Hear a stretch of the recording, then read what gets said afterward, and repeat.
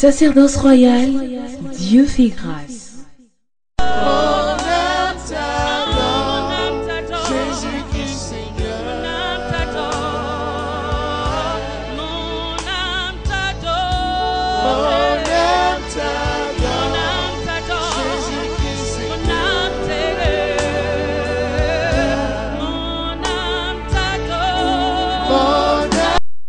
Cet après-midi, avec quelque chose d'extraordinaire, pendant que tu seras ici, que tu prieras pour quelqu'un qui est en Europe, quelqu'un qui est en Amérique, quelqu'un qui n'est pas présent ici, la personne t'appellera pour te donner un témoignage, parce que Jésus n'a pas changé. Pendant que tu pries ici, la même onction, la même grâce va descendre sur ton mari, sur ton conjoint, sur tes enfants et sur toute ta famille. Et que quelqu'un me dise Amen. Alléluia. Qui annonce les annonces de la parole? Qu'en est-il de la sagesse? Premier point donc.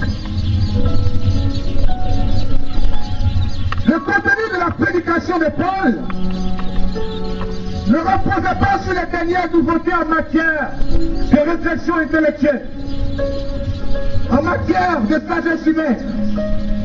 Paul portait son attention sur la vérité centrale de l'évangile, à savoir Jésus-Christ, Seigneur et Sauveur de notre vie. Bien-aimés frères, bien-aimés sœurs, l'objectif de Paul était de démontrer combien de fois le Saint-Esprit est puissant. Bien-aimés frères, bien-aimés sœurs, l'objectif de Paul était de commencer à faire comprendre à tous les Africains, oui, à tous les Africains, qu'il est temps de prêcher Jésus-Christ qui libère. L'Afrique a eu trop de liens. Les Africains sont ensevelis d'une façon ou d'une autre. Ils vivent mais sans vivre. Ils sont dans une Afrique, un continent immensément riche. Et eux, ils sont immensément pauvres. Il y a quelque chose qui doit changer dans ta vie cet après-midi. Des gens ont des centaines de billets. Des gens des centaines de mille. Et ils s'estiment heureux. Les gens ne sont pas milliardaires, ils ne sont pas inquiets. Les gens ont l'Esprit de Dieu. Ils ont la présence permanente de Dieu sur leur vie. Et la grâce qu'ils ont, c'est de tomber à chaque prière. Au-delà de tomber, ils ne produisent rien. Il vient toutes les prières. Il dit Amen, il tombe, il se relève, il s'essuie, il revient, les mêmes problèmes sont là. Tu n'as pas encore reçu le Saint-Esprit. Le Saint-Esprit te permet de faire la différence. Là où tu es, parce qu'il est en action, parce qu'il agit. L'objectif du Saint-Esprit, c'est pas d'être conservé dans un frigidaire. L'objectif du Saint-Esprit, comme le dit cet Irénée, c'est de voir l'homme debout. Et quand l'homme est debout, il est condamné à avancer. Je suis content de t'annoncer cet après-midi que tu vas avancer, que tu dois avancer, que tu as commencé à avancer. Et cela va se constater. Alléluia. Alléluia. Voici ce que Saint Paul dit. Et je bénis le Seigneur pour la Sainte Église catholique qui a compris ce message et qui l'a révélé au Concile Vatican II pour dire l'Église est sage, l'Église est sainte, mais l'Église ne doit pas embrigader la puissance de l'Esprit Saint. C'est vrai que quelquefois nous désirons le silence, quelquefois le silence c'est bon, mais il ne faut pas oublier que le bruit est le reflet et le fruit du silence que nous avons développé dans notre cœur. C'est pourquoi, dans Actes des Apôtres, le jour de la Pentecôte, que l'Esprit de Dieu venait, il a fait plein de bruit. Il y a des lieux où on vient en douceur. Il y a des lieux où on vient avec bruit. Que quelqu'un me dise Amen, si comprend ce que je suis en train de dire. Alléluia. Alléluia. Alléluia. Quelqu'un est présent ici ce soir? Paul avait conscience de ses limites humaines. Et avait conscience de ses insuffisances personnelles, ses craintes, ses tremblements, ses angoisses. Parce qu'il était énorme. Mais il comptait sur la puissance de l'Esprit de Dieu. Je suis là devant vous aujourd'hui, c'est vrai. Mais avant de venir ici, j'avais peur. Ça peut être bizarre. Mais je ne suis jamais en peine quand je vais en mission. Pas dans le sens de l'échec. Dans le sens de mes limites. Dans le sens que ce n'est pas moi qui fais. Qu'est-ce que Dieu va encore faire aujourd'hui? Quelqu'un m'entend aujourd'hui? Je suis stressé. Quand vos prières ne sont pas exaucées, ça me condamne à demeurer dans la présence de Dieu et d'honorer Dieu. Pourquoi? Parce que je suis humain. Parce que je suis faible. Parce que je suis limité. Alors comme Saint Paul, je dépose toute ma confiance au Saint-Esprit. Et c'est lui, et c'est son action, et c'est lui qui agit. Alléluia. Quelqu'un m'entend? Quelqu'un m'entend? Quelqu'un m'entend ce matin? Quelqu'un m'entend ce matin? Je veux donc ouvrir une parenthèse pour expliquer à vous tous ici présents, pour vous dire certaines vérités. Dis à quelqu'un à côté de toi, certaines vérités, certaines vérités. Certaines vérités. Il y a des gens qui pensent que les chrétiens n'ont pas droit à la croix. C'est pourquoi le Père avait dit toujours, là où vous voyez c'est écrit, arrêtez de souffrir, c'est que je n'ai pas fait du cinéma. On n'arrête pas de souffrir avec Dieu. On appréhende la souffrance, on sait la convertir et on sait l'interpréter. Et la souveraineté de Dieu finit par s'imposer à nous. Tu n'es pas cinéaste? On est quand même souffrir comment? Donc il y a des gens qui viennent une fois, un an maximum, il n'a pas un enfant, il change d'église. Il vient, le frère est là, c'est lui qui a invité le frère. Le frère a fait son témoignage. Comme lui, depuis le là, il ne témoigne pas, il change d'église. C'est aussi changeant que ça.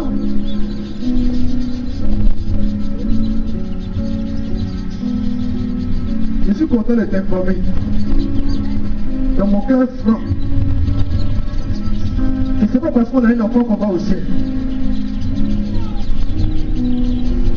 Je suis content de t'informer. Si tu n'es pas encore marié, et tout le monde n'est pas appelé au mariage.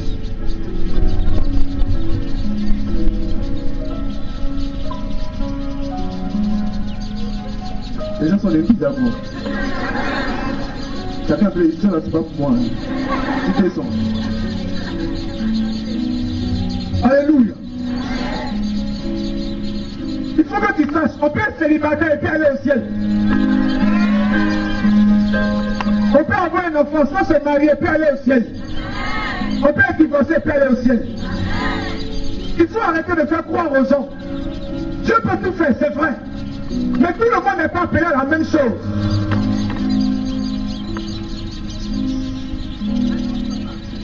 Je n'ai pas entendu l'annonce. Alléluia. On peut être stérile et puis aller au ciel. J'explique ces choses. Pourquoi on ne pense pas que, comme Dieu n'a pas fait, comme Dieu n'a pas changé, c'est que je ne suis pas encore exaucé. Attends, je vais encore aller expérimenter dans une autre église. C'est une erreur. Tous les catholiques qui font les églises évangéliques, c'est une erreur. Dans quel cas, dans quel côté, dans quel sens je dis cela? C'est des églises fondées par Dieu, inspirées par Dieu. J'ai rien contre. Mais chaque église a sa doctrine. On te prêche selon la doctrine de l'église. C'est aussi simple que ça. Tu ne peux pas être catholique et puis avoir quelqu'un qui est évangélique ou protestant qui est ton père spirituel. Ce n'est pas possible. On te communique quoi? À un certain moment, tu as honte de mari. Tu dis non, c'est affaire d'écuménisme. Tu n'as aucune formation. Témoin ne se va plus pour toi. Quelqu'un qui ne croit pas au Saint-Esprit, qui t'arrête au bord de la route et puis vous lisez. Vous lisez sur la base de quoi?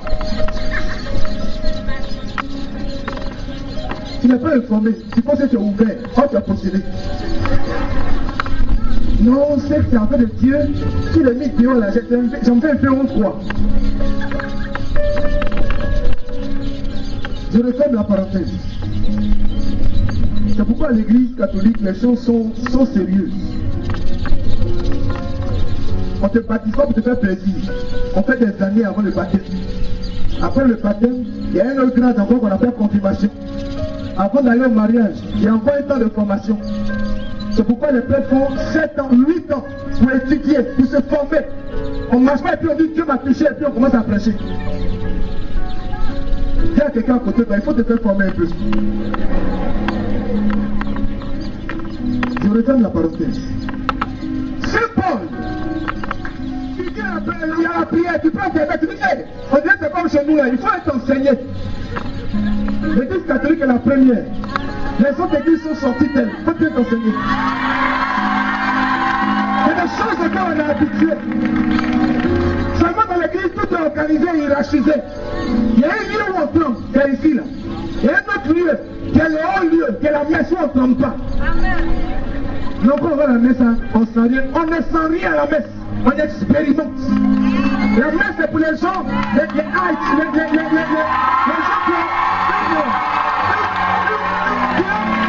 qui sont versés dans la posture de l'église. Maintenant, on a touché mon argent. J'ai rien contre tout ça, d'accord? Et chacun a qu'à respecter sa doctrine, d'accord? J'ai dit, c'est bas. Il est malade pour la gloire de Dieu. Je le délie depuis ce bas. Chantez du sensationnel. Parce qu'aujourd'hui, l'église est climatisée, tu t'en vas là-bas. Continue. À ce moment et à ce niveau, je demande à tout le monde d'être un peu vigilant. Même l'enfant de l'idée, il prend des notes. Et les gens qui viennent de la prière, ils ne prennent jamais les notes. Ils disent, regarde comme ça. Il est au cinéma quoi. Quand il arrive à la maison, il n'a aucune base sur laquelle il va s'appuyer pour prier. Il dit, quand il prie, Seigneur, Seigneur, comme Abraham a dit là, tu as dit demander là où tu en es là. Quand il a dit le verset. Le verset, tu l'as noté tout. C'est pour ça que la clé feuille, un bit. Donc tu es en balade quoi. Bon, je me baladais un peu, puis quand j'ai entendu le son, je suis venu. Même quand on est au étage, quand tu kiffes grave là, que tu t'en dis bonjour, qu'après ton téléphone, tu prends un numéro. Mais vis-à-vis de Dieu, quand tu pries, t'as quelle base? La démonstration de l'esprit, bien aimés frères, bien aimés sœurs.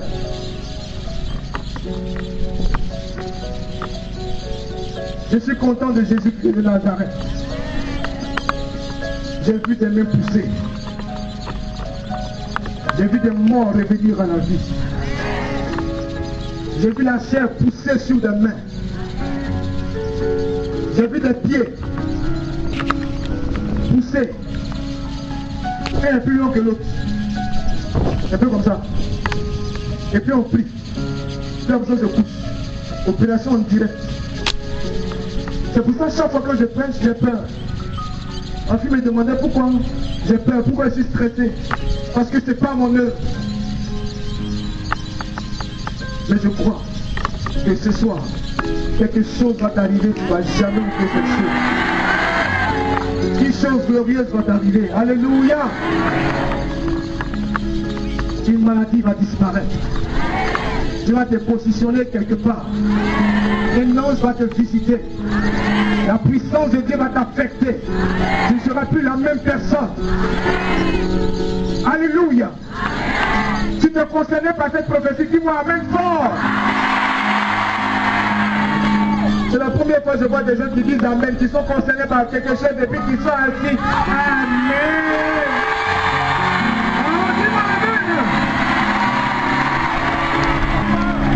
Quelqu'un à côté de toi, c'est pas levé. Levé, il dit Dieu est suspect, Dieu est suspect, Dieu est suspect.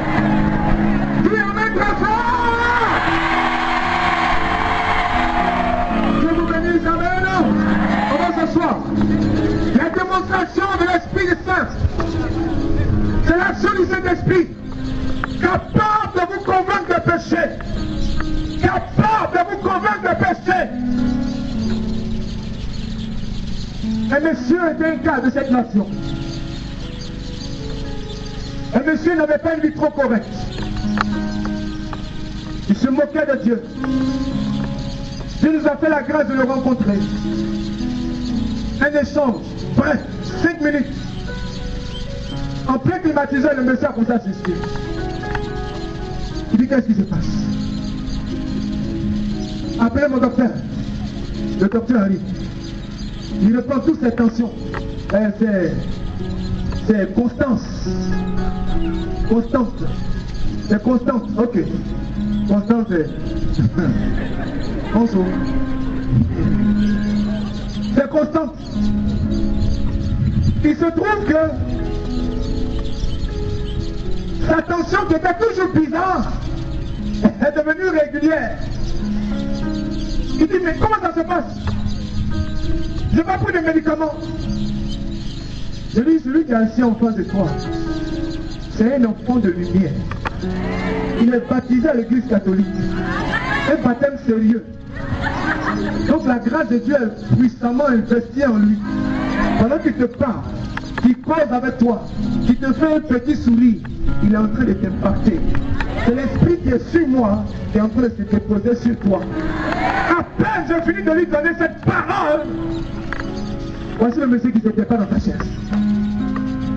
Délivrance authentique. Moins de 10 minutes. On parlait de tout et de rien. Et puis c'est amusant de venir sur l'affaire de Dieu. Il dit, tu es mort.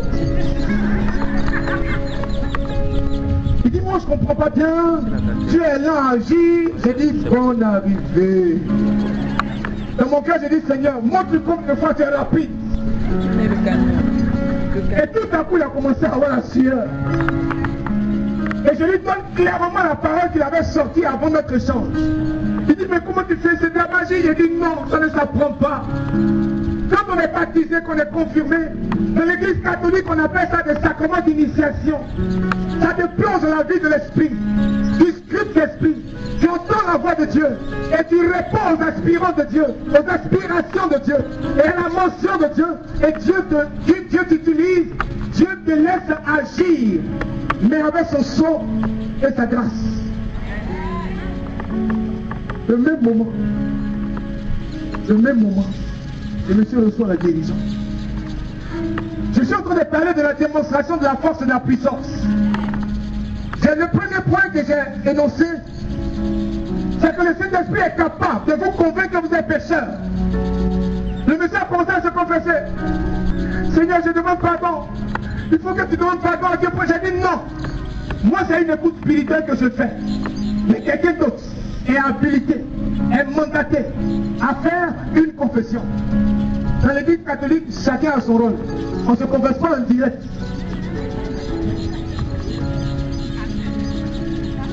Par humilité, Dieu ouvre quelqu'un et Dieu t'envoie vers la personne. Quand tu lui ouvres ton cœur, tu lui parles de tes péchés ouvertement. Il a reçu l'approbation, il a reçu la caution, il a reçu la permission, il a le cachet qui lui permet de dire que tes péchés te sont pardonnés. Car le Père a dit, tous ceux à qui vous remettez les péchés leur seront remis. C'est de la Bible que c'est écrit. Malheureusement, certaines personnes n'ont pas certains passages dans leur Bible. Je suis en train de dire simplement que Dieu est capable de transformer nos vies. Voici l'action du Saint-Esprit. Voici la démonstration. Regardez ce chevalier qui s'appelle Saint-Augustin. Regardez sa mère, Monique. Saint-Augustin était mauvais, son cœur est noir, on dirait Annie.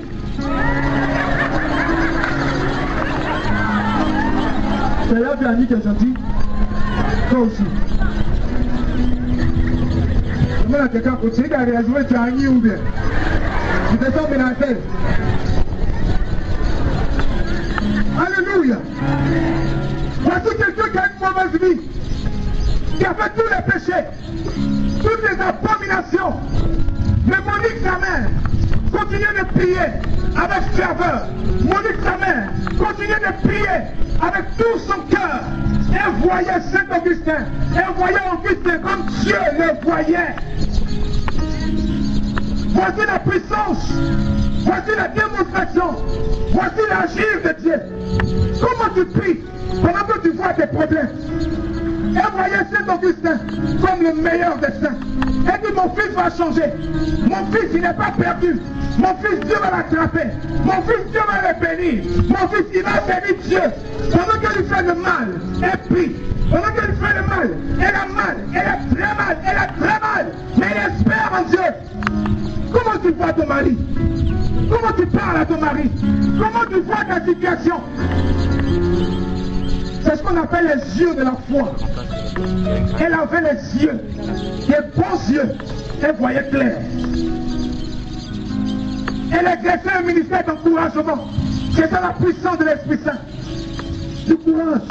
Lève-toi, avance. Ça va aller. Est-ce qu'on a vu une femme maniée en train de parler à son mari? Est-ce que lui va changer? Quand tu lèves la tête, qu'est-ce qu'il va changer? Vous avez jamais entendu ça? L'enfant fait du mal. L'enfant fait du mal. Avant même qu'on appelle la mère, on dit, madame, tu t'as dit que ça ne va pas. Elle dit, j'ai fait ça, mon fils là, non? Comment tu vois ton enfant? Il peut avoir de mauvaises actions. Comment tu vois ton mari? Comment tu vois ton conjoint? Comment tu vois ton frère? Comment tu vois ta soeur? La puissance de Dieu, elle a encouragé, elle a aidé, elle a prié pour lui. Aujourd'hui, Augustin est devenu un saint, il est devenu prêtre, il est devenu évêque, et aujourd'hui il est docteur de l'église. C'est une des figures emblématiques de l'église. Dis à quelqu'un à côté de toi, ton mari va changer. Il va changer. David a dit, on voit. Bon, on l'entend. J'ai lu dans ta pensée, non? Elle dit, c'est pas que je ne crois pas. Comme c'est bon, comme tu bon, comme tu as dit. Si toi-même, tu montes ton village avec ta main droite. Pourquoi nous on est gauchers? Pourquoi tu es gaucher on dit des millions? Si toi-même tu montes ton village avec ta main droite, comment quelque chose peut réussir? Pourquoi les gauches? Pourquoi gauche? Comment les gauchers on est comment? On est comment? Alléluia. La foi fait qu'on voit, on agit, on parle comme Dieu. La foi fait qu'on réagit comme Dieu. Alléluia. La puissance de Dieu se manifeste dans la foi. Voici pourquoi il est conseillé de faire le rosaire et le chapelet. Marie comme modèle de foi. Marie dans l'action et dans la puissance du Saint-Esprit. Fouillez dans la Bible, dans toutes sortes de Bibles, même la Bible qui condamne Marie, fouillez. Et dites-moi ce verset où il est écrit, et Marie se fâcha, et Marie critiqua, et Marie s'énerva, et Marie insulta. Voici ce pourquoi Marie est conseillée. Plus tu fais le chapelet, plus tu fais le rosaire, elle t'introduit dans la puissance, dans la présence de l'Esprit. Elle est lumière. Apocalypse chapitre 5 nous enseigne sur la puissance de Marie. Marie qui est couronnée. Apocalypse chapitre 12 qui nous enseigne sur la puissance de Marie. Marie qui est couronnée. Saint Paul, qui est notre grand frère, qui est puissant, qui est moins. Saint Paul lui-même, il court après la couronne. Il dit je cours après l'épître. Je cours, il veut la couronne. Alors que Dieu présente Marie comme la femme qui a déjà la couronne. Et combien de couronnes? Une seule couronne. Combien d'étoiles? 12 étoiles. Qui représentent les 12 tribus d'Israël. Les 12 portes pour entrer au ciel. Marie est une puissance. Pour ceux qui ont la Bible, lisez bien dans la Passion. Vous verrez qu'à chaque fois où elle tombait, où Jésus tombait, il cherchait les yeux de sa mère. Quand il disait yeux, rencontrait les yeux de sa mère, quelque chose se passait, quelque chose se passait, il se relevait et il avançait.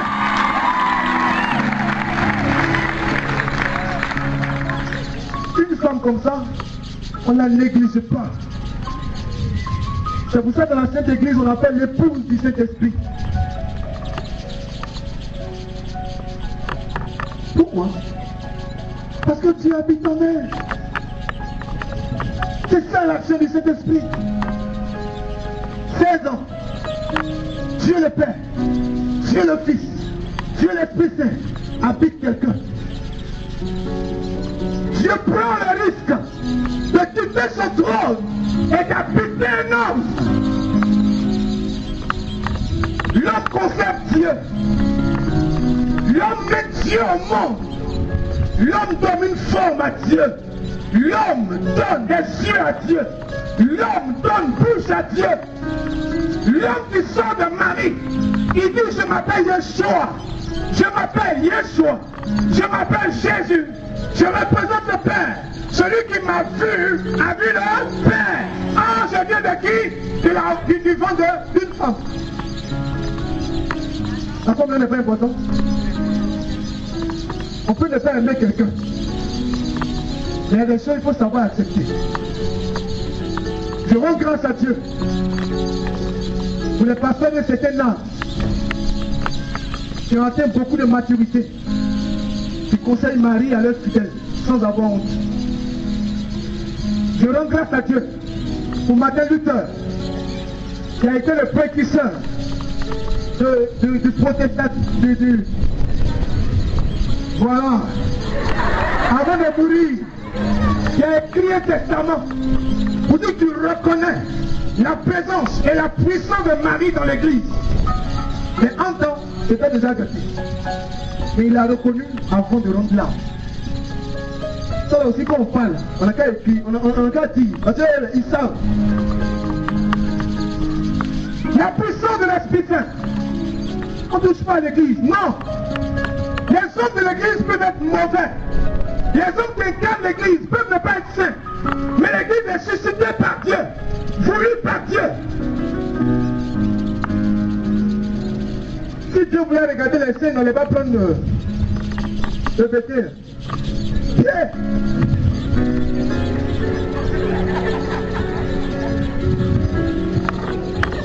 Quelquefois, je me dis que si j'étais à la place de Pierre, il y a des erreurs que je ne pourrais pas faire. Quelqu'un te dit, voilà, avant que le corps de son frère va me trahir, il dit moi-même, moi Pierre, moi-même. Le corps chante une fois, et tu as entendu. Pourquoi tu peux te ressaisir? Le corps chante 2 fois, tu as entendu. Tu peux commencer à prier. Jusqu'à le corps chante 3 fois. Aïe. La puissance de l'Esprit de Dieu. Si Dieu voulait nous choisir, à cause de nos mérites, personne ici ne serait assis là. Personne. Le Saint, en une journée, pêche au moins 7 fois. Qui êtes-vous pour condamner les autres? Qui êtes-vous? Quel mérite vous avez pour dire qu'une église est sainte? Pour dire qu'une église représente l'Égypte?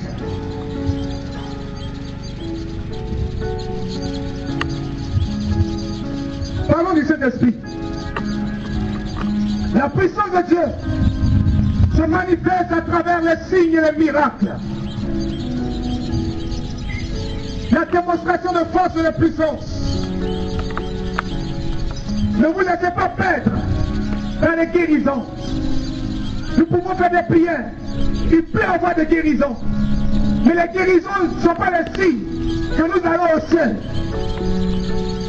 Il arrive des moments où je prie, il n'y a aucune guérison. Ça arrive, non? Ça arrive. Et les prières, on s'amuse. Et puis les gens appellent, ils témoignent. Je n'entendais pas depuis des années, j'entends. Pendant que vous allez prier, cette personne qui n'avait jamais marché commence à marcher. On voit ces personnes. Voici quelqu'un ici qui a un cancer, qui a un VIH, qui est guéri. On célèbre Dieu.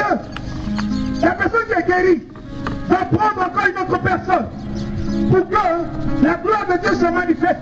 Viens mon frère, viens ma soeur, allons prier. Quelqu'un a prié pour moi, quelque chose s'est passé. La personne vient, on prie jusqu'à il y a coco et puis il n'y a rien. Aïe. Hier, c'est pas toi qui a prié pour les guérir. Comme j'ai envoyé quelqu'un d'autre, on prie, même pas lui, même pas lui est là. Panari, mais tu pries, tu te concentres. Je dis, ça va. Aujourd'hui, là, tu vas voir qui est Dieu. Et des autres, tu t'attends à rien.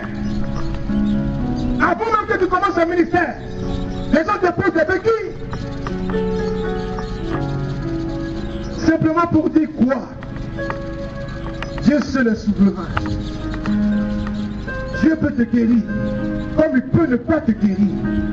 Mais le fait que tu ne ressens pas la guérison, ça ne veut pas dire que Dieu ne t'a pas exaucé. Il faut dire la vérité aux chrétiens. Alléluia. Demande à quelqu'un à côté de toi, est-ce que tu as bien compris? Alléluia. C'est ça le signe et le miracle. Le plus important, ce n'est pas le signe. Le plus important, ce n'est pas le miracle. Regardez le discours. Regardez les choses qu'il y a eu entre Jean-Baptiste et Jésus. Qu'est-ce que Jésus a dit de Jean-Baptiste le dimanche passé? Qu'est-ce qu'il lui a dit? Il dit c'est le plus puissant des enfants nés d'une femme. Il est le plus puissant prédicateur. En 6 mois de ministère, Jésus déclare que Jean-Baptiste est l'homme le plus puissant. Le même Jean-Baptiste qui est venu prêcher Jésus, annoncer les oracles de Jésus. Le même Jean-Baptiste est en prison. Jésus arrive, il est en train de faire évangélisation au terrain de Saint-Dorothée. Jean-Baptiste est en prison juste derrière là. Les gens sont allés lui donner à manger. Il dit, c'est pas la voix de Jésus, j'ai entendu, c'est sa voix même. Il dit, allez lui dire que Jean-Baptiste, son cousin, est juste à côté de lui. Les gens courent. Seigneur, Jean-Baptiste, il est derrière toi. Jean-Baptiste croyait que les portes de la prison allaient tomber. Jésus dit, les enfants de Jean-Baptiste allaient dire à Jean-Baptiste que les aveugles voient, les boîtes marchent, les sourds entendent. Aïe! J'ai pensé pour toi, j'ai préparé ta venue. Je suis en prison à cause de ton nom. Tu arrives juste à côté. Je suis en prison là. Il suffit que tu dises seulement Jean-Baptiste.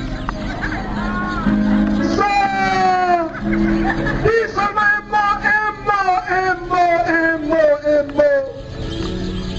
Je vois une délégation, un bataillon.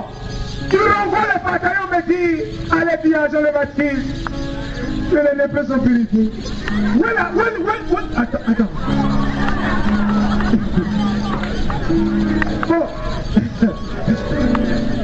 Je ne sais pas si vous comprenez. Est-ce que vous comprenez ce que je vais exprimer? Où est le rapport? Je veux sortir de la prison. Tu dis les boîtes masses. Je veux voir les boîtes. J'ai préparé la route pour marcher avec toi, juste derrière toi, à côté de toi, pour dire, voici celui dont j'ai dit, voici l'agneau de Dieu qui enlève le péché du monde. Jésus, tu as fini de parler, c'est terminé. Ta récompense est au ciel. Vous comprenez pourquoi les gens quittent l'église catholique? Ils donnent, ils financent, ils font tout, mais ils ont besoin de reconnaissance. Dans l'assemblée, il faut leur dire merci. Si tu les as sautés, Jésus évangéliste. Touche quelqu'un côté, vous savez quoi il passe.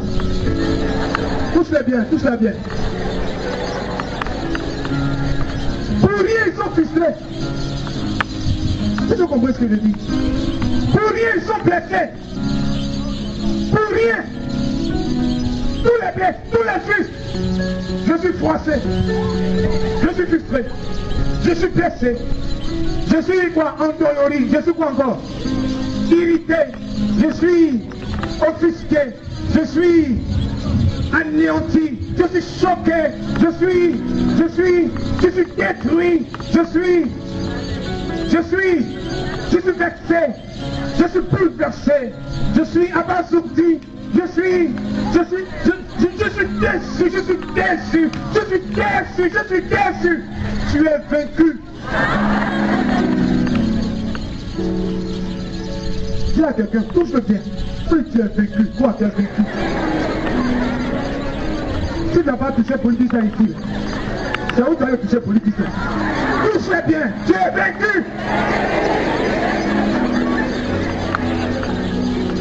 Tu cherches ton heure. Tu penses ici là c'est DJ qui fait à Talakou. À l'église il n'y a pas DJ. Il y a maître de cœur.